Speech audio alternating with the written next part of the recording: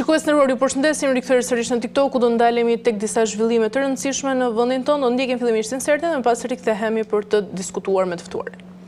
Raportuesi i vërejshëm i Parlamentit Evropian për Shqipërinë, Andreas Schieder, mbajti një konferencë për shtyp në përfundim të misionit të tij vjetor të mbledhjes së fakteve në Shqipëri. Schieder tha se Shqipëria duhet të fuqizojë luftën kundër korrupsionit, duke theksuar se mbështesin punën e SPAK. Unë kuptoj dhe kontekstin e pyetjes tuaj, por nuk duhet të harrojmë që rregullat për këtë çështje janë pak a shumë të njëjtat në standarde në vende të ndryshme dhe në parlamente, por pak a shumë. Pra ka edhe diferenca, mund të kenë bëjnë me faktet kohore, me çështje procedurale e me gjëra të tilla. Pra mund t'ju them që Parlamenti Evropian thjesht ka ndjekur rregulloren e vet kur vjen një kërkesë e tillë.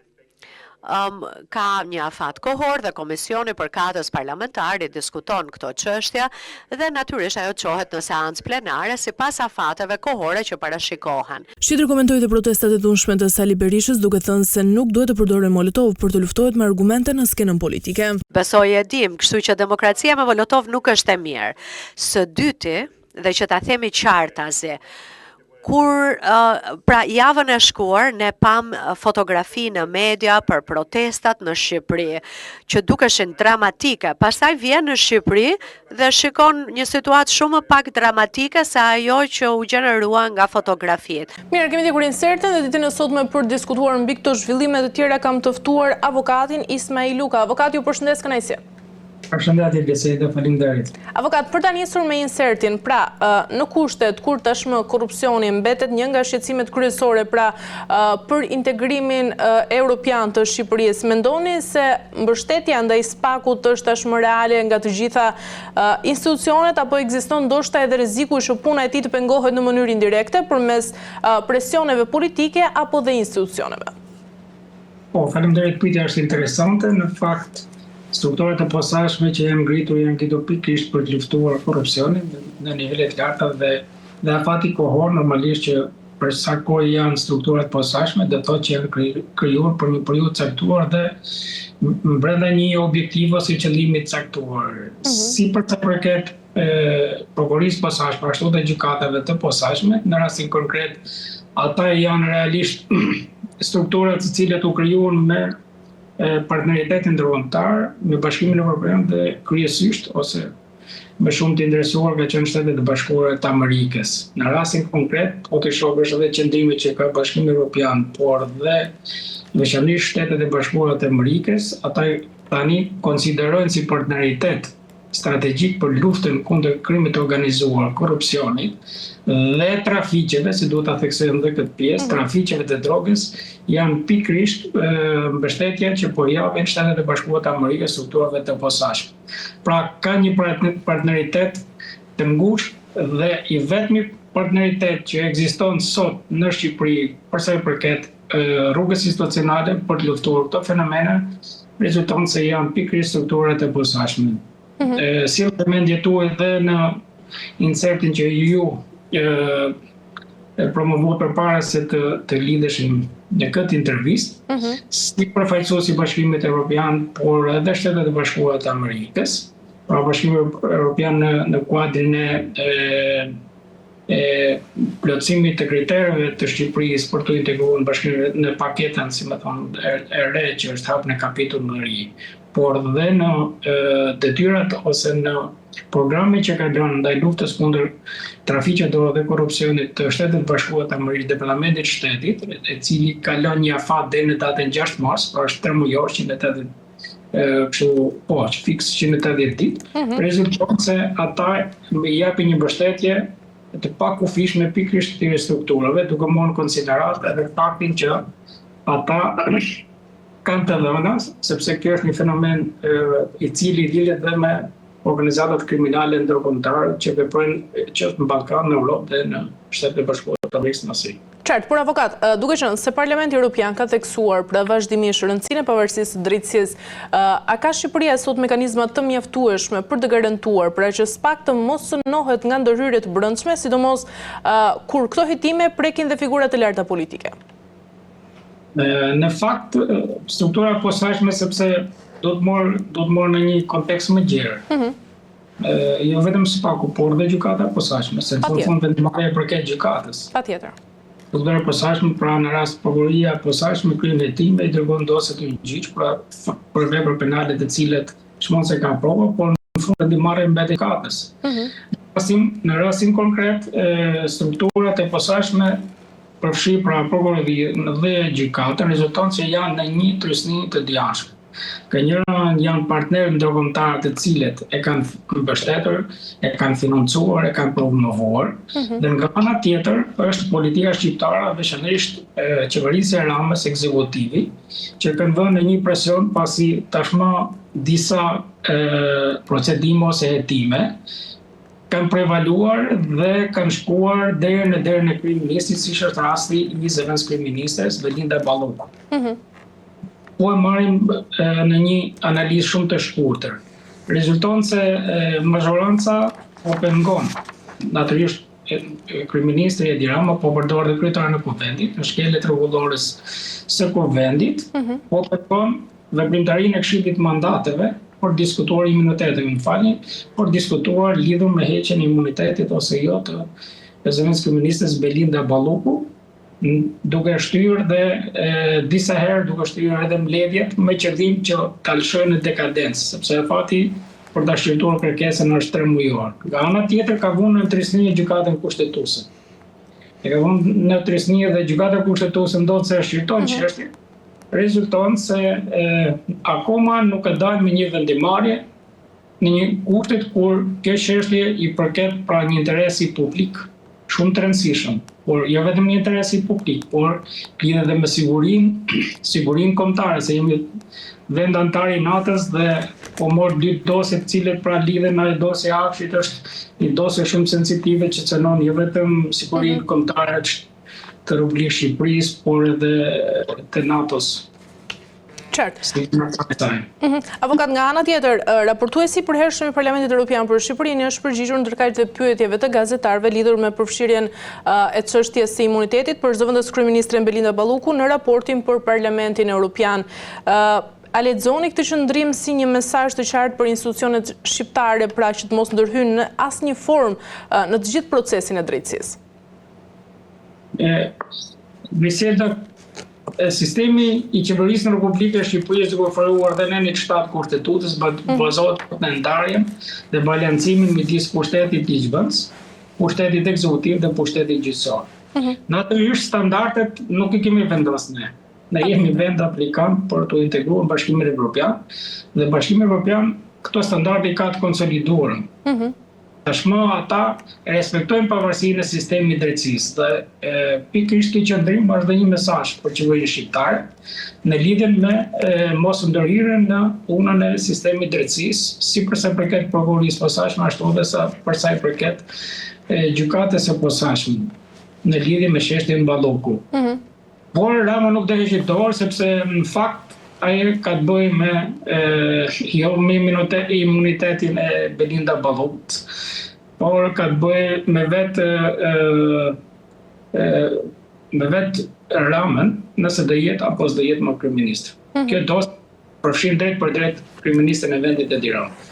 E qartë, duke qenë avokat, se kuvendi i Shqipërisë ka një rol kyç sigurisht në çështjet e imunitetit, mendoni se parlamenti është sot ndoshta një filtr procedural apo më shumë një pengesë politike për drejtësinë?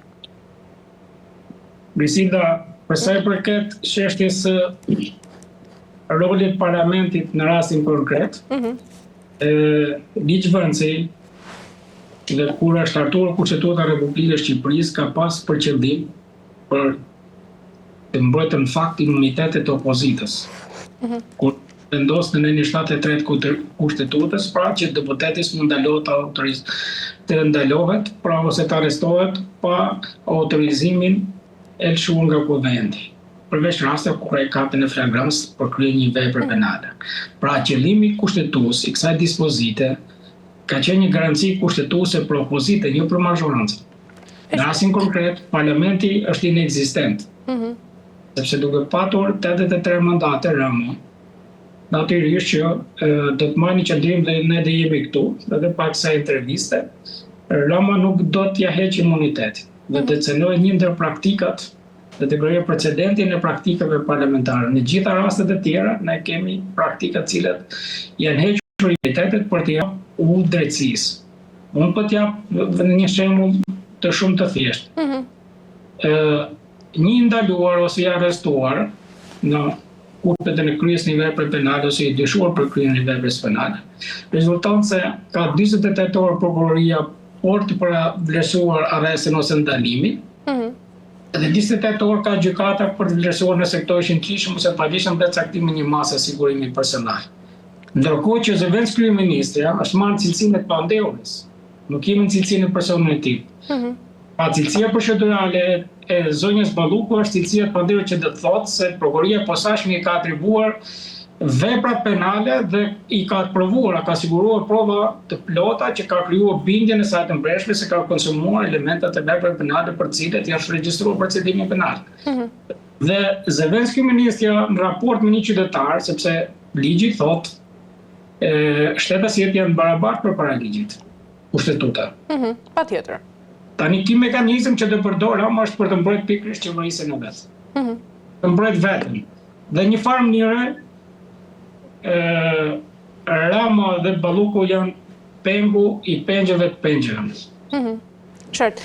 Ndërkaq, avokat, kur raportuesi i Parlamentit Evropian thotë se të gjitha institucionet duhet të mbështesin SPAK-un, cilat janë këto institucione sipas jush që kanë më shumë përgjegjësi dhe ku shihni ju rrezikun më të madh të ndërhyrjeve?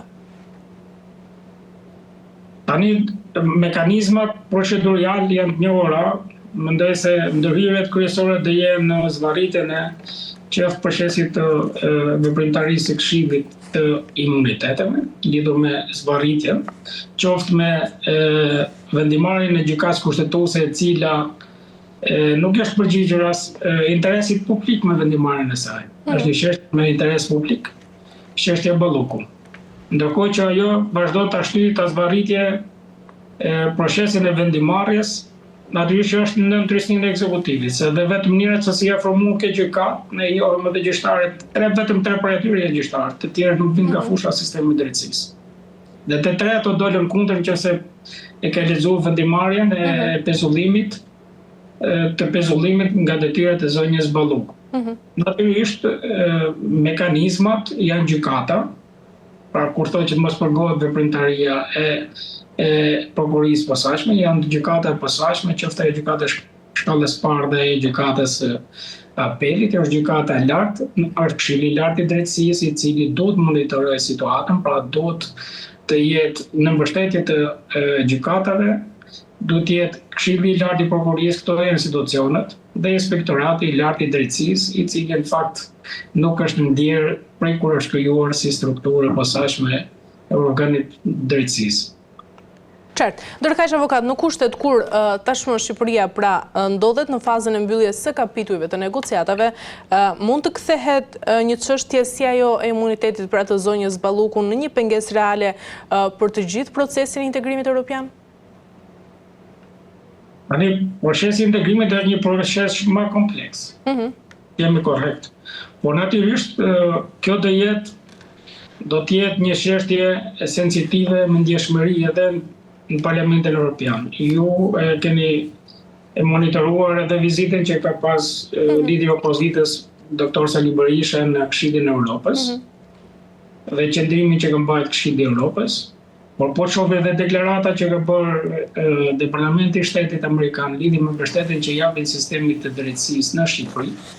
Do të thotë se indirekt, sepse deklaratat janë normalisht janë diplomatike, do të thotë që kjo çështje është shumë sensitive dhe ka të bëjë drejt për drejt dhe prek drejt për drejt sistemin e korrupsionit në Shqipëri, trafiqeve të drogës, pastrimin e parave, që janë fenomene jo vetëm shqiptare, por janë me përmasa ndërkombëtare. Kështu që unë e shoh që qeveria Rama i ka ditët e shkurtuara sepse ai po përpiqet të ndërhyjë për gjatë agoninë e vet. Ndërkaq, avokat, si keni parë edhe komentet e raportuesit sa i përket protestave që janë organizuar nga Partia Demokratike? Tani, qëndrimin e raportuesve në fakt ka qëndrime të ndryshme. Ai protesta fundi që ishte realisht pat një sensibilitet në gjithë media ndërkombëtare dhe New York Times ka shkruajt. Por raportuese dhe qëndrimet e tyre natyrisht që ata janë për protesta paqësore. Po ka një kontradiktoritet midis sjelljes së disa raportuesve në raport me praktikat e mira ose praktikat që ndiqen në Vendin e Bashkimit Evropian. Unë po sjell një krahasim shumë thjesht, Griselda. Kishte një protestë në Francë dje dhe pardje për sa i përket zjarrfikësve. Nëse i keni monitoruar. Po. Dhe zjarrfikësit e hodhën Molotov dhe dojën bën me një fjalë një protestë sepse një ndër format e protestave dhe për shkallëzimi. Po të analizojmë, pra, Franca është vendi i Bashkimit Evropian dhe kritikojnë protestën në Shqipëri se u hodhin Molotov, ndërkohë, sepse natyrisht dhe mediat janë të ndikuara, s'po foli për raportuesit, por mediat në Shqipëri janë të ndikuara, sepse në protestën e fundit kam qenë i pranishëm dhe personalisht, dhe rezulton që është hedhur gaz plot sjellës i cili ka qenë i skaduar. I kam pasmbërua fati dhe unë personalisht nëse do isha në cilësinë e një përfaqësuesi të organeve të ndjekjes penale, unë do të hapja një proces penal pasi kemi të bëjmë me një vepër penale të vrasjes të mbetur negativ në rrethana cilësuese. Se hedh lëndë helmuese kimike e cila për shkak të skadimit saj kthehet pra në helm. Dhe ju keni parë protestues, keni parë dhe njerëz të cilët kanë mësuar dëmtime shumë të rënda. Kanë shumë afër dhe kanë bërë dhe një video bile në momentin që kanë ndodhur hedhja e këtyre fishekzarëve Molotov çfarë quhen. Nuk ka pas asnjë të dëmtuar nga punonjësit e policisë, asnjë nga protestuesit nuk ka kaluar vijen kufizuese midis vendit ku ishte autorizuar protesta me institucionet siç ishte kryeministria dhe në mënyrë disproporcionale është hedhur gazi ndërcies dhe uju në rastin konkret, sepse asnjë nuk është sulmuar nga punonjësit e policisë. Në këtë kushte ne shmojmë se ndonjëherë qëndrimet e raportuesve të Bashkimit Evropian janë ndryshe nga sjelljet që bëjnë qytetarët e vendeve të Bashkimit Evropian në raport me qytetarët e Shqipërisë. Njerëzit janë zemruar, tu ta kuptojmë. Njerëzit janë të zemruar, ai që del në protestë del sepse është i zemruar, ka një qëllim për cilin është prezent aty. Qartë. Por, avokat, në gjithë të klim të tensionuar politike, tashmë që ndodhet në vendin tonë, mendoni se opozita ndoshta po përdor disi drejtësinë si një kauzë reale apo ndoshta edhe si një mjet politik? Shqipe tani, opozita i ka denoncuar, po morën në mënyrën se si kanë filluar procedimet penale. Pra gjitha kallëzimet penale që janë bërë ose gjitha rastet të cilët tashmë kanë mbritur deri në derën e kryeministit janë propozimet të cilat ose kanë nisur me kallëzimet e Partisë Demokratike. E para. E dyta, opozita ka denoncuar dhe publikisht, edhe në parlament, edhe në fushat elektorale, sistemin e korrupsionit që ka ndërtuar në Shqipëri qeverisja e Edi Ramës. Por ka një analizë shumë të thjeshtë dhe njerëzit duhet ta kuptojnë. Opozita është një kaos në një sistem demokratik dhe populli duhet ta kuptojë, duhet ta ndjejë. Duhet të reagojë ndaj padrejtësive, duhet të reagojë për të mbrojtur liritë e drejtat e veta. Kjo nuk ka të bëjë me të drejtat vetëm të opozitës. Nëse një qytetar vidhet në formën që vidhen në Shqipëri, siç ndodh këtu në 50 milionë euro, kryeministja e vendit vetëm për shkuar nga Shqipëria në Turqi për tunelin në Llogaras, vidhet taksa paguesi. Nëse rriten taksat, rriten çmimet, rriten gjithçka dhe vidhen çdo ditë, atëherë pse s'duhet të reagojnë? Partia Demokratike nuk kanë reaguar shqiptarët deri më tani sepse ky është mandati i 4 i zotit Rama. Edhe një lutem. Pse nuk kanë reaguar avokatët shqiptarët deri më tani pasi ky është mandati i 4 i zotit Rama, pra nuk është mandati i parë? Tani protestat janë zhvilluar, nuk është se janë zhvilluar. Dhe ju keni monitoruar, protestat kanë qenë protesta shumë të mëdha, ka pas reagime, por duhet marrim në konsiderat edhe dy faktorë tjerë. E para ka humbur besimi i njerëzve sepse Edi Rama është kthyer në mit. Është kthyer jo një sistem narkodiktatorial, si e quhet opozita, por kthyer në një mit i cili e mendojnë se nuk bie kurrë nga pushteti. Dhe së dyti, do të marrim dhe faktor demografik. Rezulton se për shkak politikave qeverisë Rama, rreth 1 milion shqiptarë janë larguar nga vendi. Dhe kanë ngelur brezitet. Dhe fenomeni i tretë është sepse nga 100 në mos gaboj 25.000 punësuar që ka pas në vitin 2013, sipas të dhënave statistikore janë 213.000 sot të punësuar në sektorin publik, të cilët paguhen, pra kemi 1 milion qytetarë më pak për shkak të shpopullimit dhe kemi një rritje rreth 100.000 punojnës të administratës publike që paguhen me takse paguesit, dhe dalin ta për të hequr rrogat e tyre. Qartë. Mirë, avokat, për të mbyllur për shkak se jemi në fund, pra duke marrë të gjitha pritshmëritë e qytetarëve për barazi para ligjit, pra ato që thamë edhe më herët që të gjithë jemi të barabartë para ligjit, jemi realisht më afër një drejtësie ndoshta që nuk njeh pushtet apo ende jemi në fazë prove, do të thuaj. Strukturat e posaçme e kanë kaluar fazën e presioneve fillestare që kemi parë. Pra qoftë pushteti legjislativ, qoftë ekzekutiv, ka një konsolidim në veprimtarinë e tyre. Natyrisht, presioni është shumë i madh, thash është presioni ndërkombëtar që i ka mbështetur dhe vazhdon të mbështeti pa kushte, sidomos po ta them Departamenti Amerikan i Shtetit dhe siç janë DEA e strukturat e posaçme që luftojnë krimet dhe trafiqe ndërkombëtare. Por nga ana tjetër, mendoj se edhe për shkak të krijimit të praktikave, qoftë hetimore, qoftë gjyqësore, tashmë kemi një konsolidim të këtyre strukturave dhe çfarëdo lloj qëndrimi që të mbaj, po e them edhe një herë, çfarëdo lloj qëndrimi që të mbaj Edi Rama, qeverisja e tij në lidhje me çështjet e imunitetit të zonjës Balloku, apo me çështjen e sepse akoma nuk ka zëvendësuar as drejtori. Drejtorët janë në burg dhe ajo vazhdon të mbaj me nën drejtor me komandime. Dhe çështja e Akshit është një çështje shumë e nxehtë, se çështja e Ballokut janë pre bilete, po ta them këtu nga ana juridike.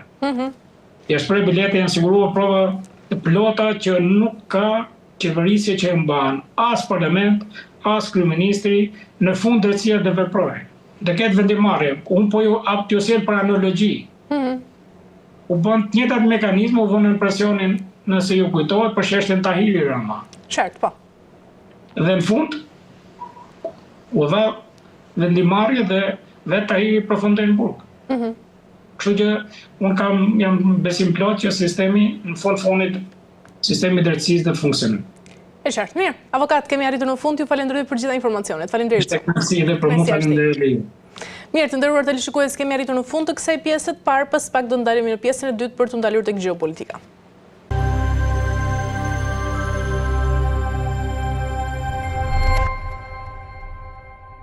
Mirë, shikues të nderuar, jemi rikthyer tashmë në pjesën e dytë, do ndalemi tek insert tjetër dhe më pas rikthehemi. Donald Trump nis të mërkurën një raund të ri retorike agresive kundër Iranit, duke sugjeruar se nëse Teherani nuk pranon një sër kërkesash të vendosura nga qeveria amerikane, ai së shpejti mund të nisë një sulm me shpejtësi dhe fortë. Kërcënimi i Trump për një sulm të dytë nga forcat amerikane kundër Iranit në 8 muaj erdhi ndërsa aeroplanbajtësja Abraham Lincoln së bashku me anije të tjera luftarake, bombarduese dhe avion luftarak zun pozicione në rajonë distancë goditi nga vendi.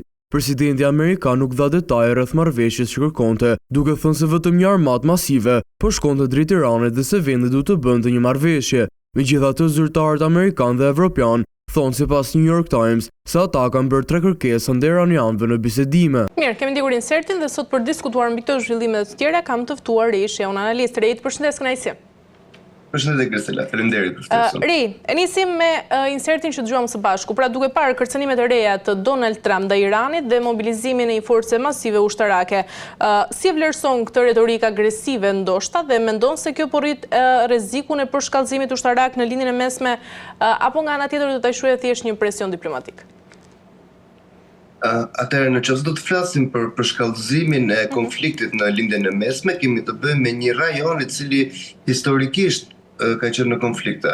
Domethënë, paktën Amerika në këtë rajon është ndërhyrë prej një kohe shumë të gjatë. Kemi qenë 2005 me Irakun, më pas kemi ndërhyrje në Siri dhe tashmë me sa duket kemi një tendencë për të shkruar drejt Republikës së Iranit. Për sa i përket çështjes gjeopolitike ku ndodhemi në këto momente. Nuk është diçka e re. Është diçka e cila ka ndodhur së fundi. Mos harrojmë, shteti i Iranit para pak kohësh ishte në luftë me shtetin e Izraelit, edhe ishte pikërisht ndërhyrja vendimtare e Shteteve të Bashkuara të Amerikës, e cilët ndikuan për ta mbyllur këtë konflikt. Pasi kemi të bëjmë me siç mund të e familiarizuar edhe për publikun, rasti i bazës nukleare në Fordo, e cila duhej ndërhyrja e Shteteve të Bashkuara të Amerikës me avionët B-2 për ta neutralizuar si çështje. Tani duhet kemi parasysh dy kontekste. Ndërhyrja e SBA-ve është në favor të protestave civile të cilat po kryhen në Iran momentalisht për rrëzimin e Ajatollahut, apo kemi të bëjmë përsëri me çështjen nukleare të Iranit. Pasi dhe deklaratat e presidentit Trump gjatë kësaj periudhe kanë qenë paksa duale. Në fillim u kërkua për demokratizimin e Iranit për sa i përkiste protestave, ku ndërkohë kishim një koordinim të politikës të Shtetet e Bashkuara të Amerikës së bashku me shahun e syrgjënosur, të cilët bënin thirrje për demokratizimin e Iranit. Ndërkohë, po të shikoni së fundi, nga data 27 janar, ku doli dalja e fundit e presidentit Trump që kemi një armatë të mrekullueshme të vendosur në brigjet e detit arabik. Pra në këtë rast retorika ka ndryshuar. Pra nuk kemi ende të qartë edhe mbi retorikën e presidentit Trump. A kemi të bëjmë me demokratizimin e Iranit, pra me tendencën e demokratizimit për sa i përket protestave, apo kemi të bëjmë me një çështje të vjetër që është çështja nukleare e Iranit. Prandaj në këtë momente është ende e paqartë ndërhyrja për të cilën po flasim. Por gjithsesi një gjë është e sigurt. Trupat amerikane janë në lindjen e mesme. Luftanijet amerikane janë në lindjen e mesme. Parashikohet eskalimi i situatës. Gjithsesi, duhet pasur parasysh edhe sfondi gjeostrategjik në këtë lloj fenomeni.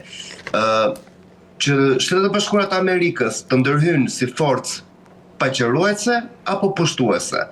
Kjo duhet caktuar në termin e argumentit që duam të përmendim. Nëse do përmendim forcën paqëruese, pra Amerika do hyjë për të mbrojtur qytetarët iranianë që janë në protesta, duhen disa komponentë, të cilat deri tani nuk janë plotësuar ende të gjitha. Pra kemi një popull në revolt. Po, ky është komponenti i parë. Kemi mediatizimin e situatës. Pra vendosja e Starlinkut, duke qenë se autoritetet iraniane bllokuan internetin në vendin e tyre, të cilët demonstruan se çfarë po ndodh me protestat në Iran dhe ku po shkon dhuna në Iran. Elementi i dytë. Elementi i tretë kemi të bëjmë me urrëzua shahu. Kush do vi mbas urrëzua Ajatollahu? Cili do vi mbas Ajatollahut? Dhe për sa i përket kësaj çështje, Amerika të dy këto komponent i ka. Ka shahun në Shtetet e Bashkuara të Amerikës, djalin e shahut iranian, pra princin e kurorës. Nga ana tjetër, mos të harrojmë kemi dhe opozitën iraniane të strehuar në vendin tonë, këtu në Shqipëri. Pra kemi tre element gati përse përket forcave paqëruese. Elementi i fundit që kërkohej, edhe ishten edhe mesazhet e vendosura në formën kibernetike, duhet se s'bën ndihma e ushtrisë. Pra është momenti që ushtria të bëjë atë që quhet coup d'etat, puç shteti kundrejt shahut.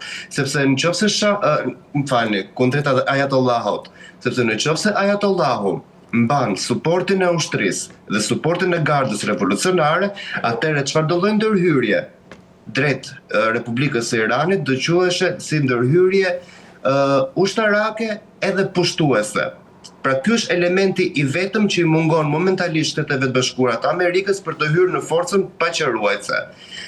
Nëse do vazhdoni më pas në sensin tjetër, unë gjykoj sepse që jemi në një fazë delikate, Irani nuk është pesh e lehtë për të kapërdir, pasi kemi të bëjmë një forcë rajonale që ka edhe suportin e një superfuqie botërore që është Rusia. E qartë, por ndërkaq sipas raportimeve SBA-ja ka vendosur pra 3 kërkesa konkrete ndaj Iranit: ndalimin e pasurimit uraniumit, kufizimin e raketave balistike dhe ndërprerjen e mbështetjes për grupet satelite. Pra, mendon se këto kërkesa janë realiste dhe të zbatueshme pa një marrëveshje gjithëpërfshirëse ndërkombëtare? Do të kemi parasysh që presidenti Trump, përveç faktit që përket republikanëve, dorës konservatore, që ka politika më radikale për sa i përket national security dhe veprimit geostrategjik politikës ndërkombëtare të Shtetet Bashkuara të Amerikës, kemi të bëjmë dhe me një çështje të egos personale. Mos të harrojmë i fundit i cili bëri një presidenti i fundit amerikan që bëri një marrëveshje paqeje në thonjza, nëse mund ta përmendim me Iranin, përsa i përkiste pasurimit të uraniumit dhe arsenalit bërthamor, ishte Barack Obama. Më tej ishte presidenca Trump e para dhe presidenca Biden, të cilët sollën një lloj ngërçi me marrëdhëniet me Iranin. Dhe duke pasur parasysh figurën e Donald Trump si protagonist, si ekspert PR, marketingu që është, do të lejë dhe ai gjurmën e tij në këtë çështje. Prandaj gjykoj që kjo shpjegon në një farë mënyrë edhe zbutjen e deklaratave të presidentit Trump, që tashmë po kalon përsëri te çështja nukleare dhe nuk po mbahet më tek çështja e revoltave popullore që ishin deri para një jave në Iran. E qartë, ndërkaq Shërej, duke marrë parasysh dhe tensionet aktuale, pra që përfshin edhe marrëdhëniet SBA-Iran, por edhe me aleatët europian, mendon se Europa tashmë do të luajë një rol neutral apo do duhet të marrë anën e njërit prej dy aktorëve për të ruajtur edhe stabilitetin në përgjithësi? Atëherë të pranojmë disa fakte që po ndodhin tashmë në Europë. Dje kishim takimin e kryeministrit britanik Starmer me Xi Jinping. Pra Europa e ka kuptuar që qasja amerikane nuk mund të jenë gjithmonë të varur nga Amerika. Kanë rreth 80 vite që mbas luftës së dytë botërore që Europa është e varur nga Amerika. Europa po mundohet të krijojë strategji të reja komunikimi me të gjithë botën. Do të kemi parasysh edhe rastin e Iranit. Deri pak përpara konfliktit, shumë kompani europiane ishin të vendosura fabrikat e tyre në Iran. Pra flasim për automjetet franceze, për Citroenin, Peugeot, pra sektori automobilistik, të cilët ishin vendosur fabrikat e tyre i kishin në Iran. Po të kemi parasysh dimensionin e Iranit midis Europës edhe Azis është në qendër. Pra është pika lidhse, kështu që Irani është i domosdoshëm për të gjitha krahët si një nyje strategjike, politike po dhe ekonomike për zhvillimin global. Europa nga ana saj duhet ta theksojmë, i mbron parimet e të drejtave dhe lirive të njeriu dhe i dënon ato që po ndodhin në Iran, sepse duhet kemi parasysh që regjimi tashmë në Iran nuk është një regjim demokratik.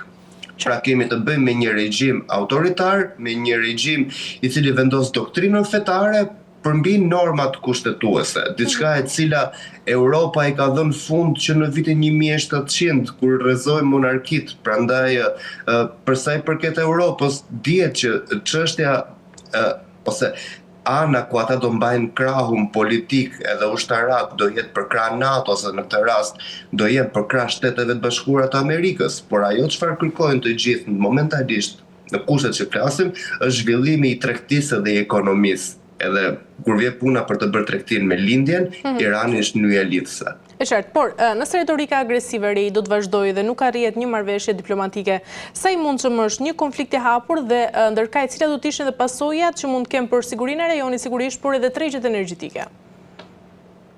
Atëherë për sa i përket konfliktit të armatosur, unë besoj se gjasat janë që do shkojnë në një konflikt të armatosur.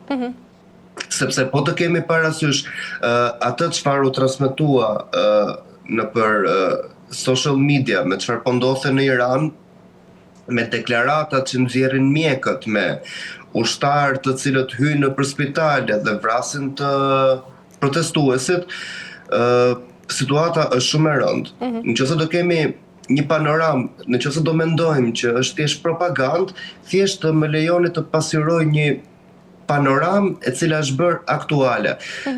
Ndërkohë që po bëheshin protestat në Iran, kryesorët në këtë protesta ishte rinia.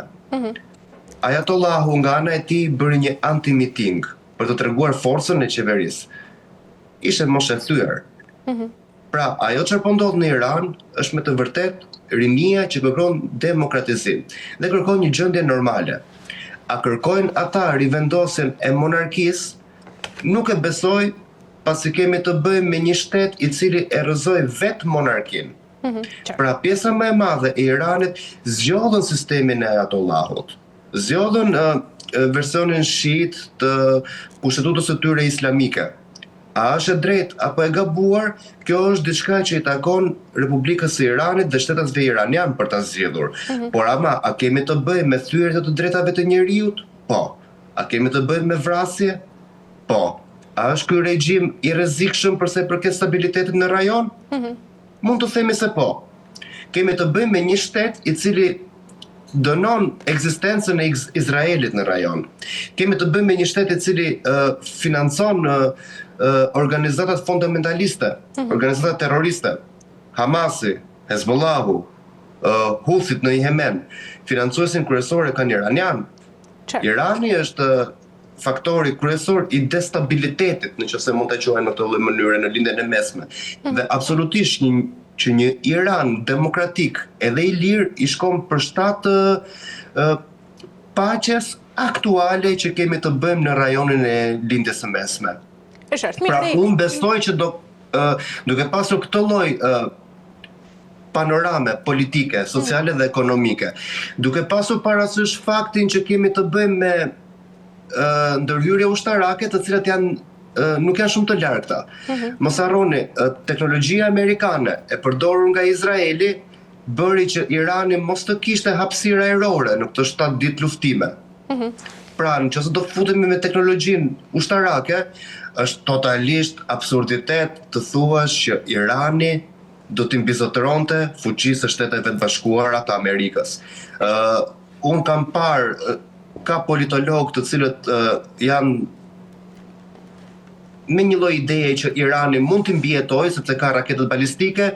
Po, Irani i ka raketet balistike.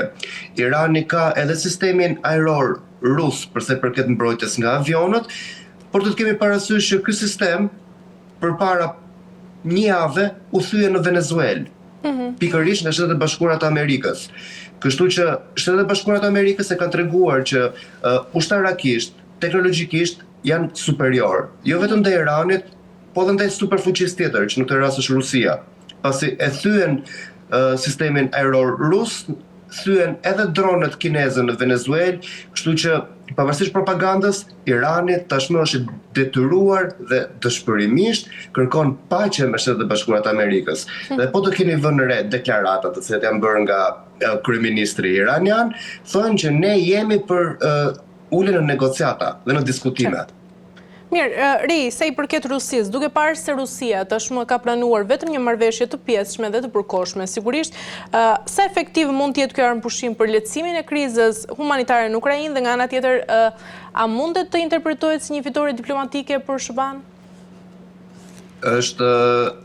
Është një fitore diplomatike spektakolare për SBA-n, po edhe për Rusinë nga ana tjetër, sepse kemi të bëjmë me dy superfuqitë që njohin vetëm autoritetin e njëra tjetrës, të cilët ranë në dakordësi me njëra tjetrën për të caktuar një plan paqeje, një javor që mos të bombardohet Kievi.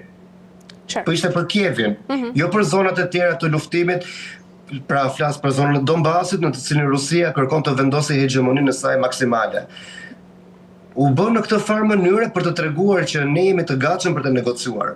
Edhe përse përket negociatave me Shtetet e Bashkuara të Amerikës, do të kemi parasysh që Rusia gjithmonë ka qenë e gatshme. Ishte vetë Dmitri Peskov i cili pra zëdhënësi përshtyp i Kremlinit, i cili deklaroi që ne jemi të gatshëm për të arritur një armëpushim dhe për të vendosur marrëdhënie të mira me Shtetet e Bashkuara të Amerikës, por madje edhe me Europën, pasi do kemi parasysh në momentin kur u vendos në thonjza aneksimi i Groenlandës nga Shtetet e Bashkuara të Amerikës, Rusia tha, kjo është çështje e cila nuk na përket ne, por ama është çështje ku ne mbajmë krahun e Europës. Pra, po të kemi parasysh lojën gjeopolitike që po vendoset në këto momente nga të dyja superfuqitë e mëdha, është që ne jemi të gatshëm të arrijmë një marrëveshje me njëri tjetrin.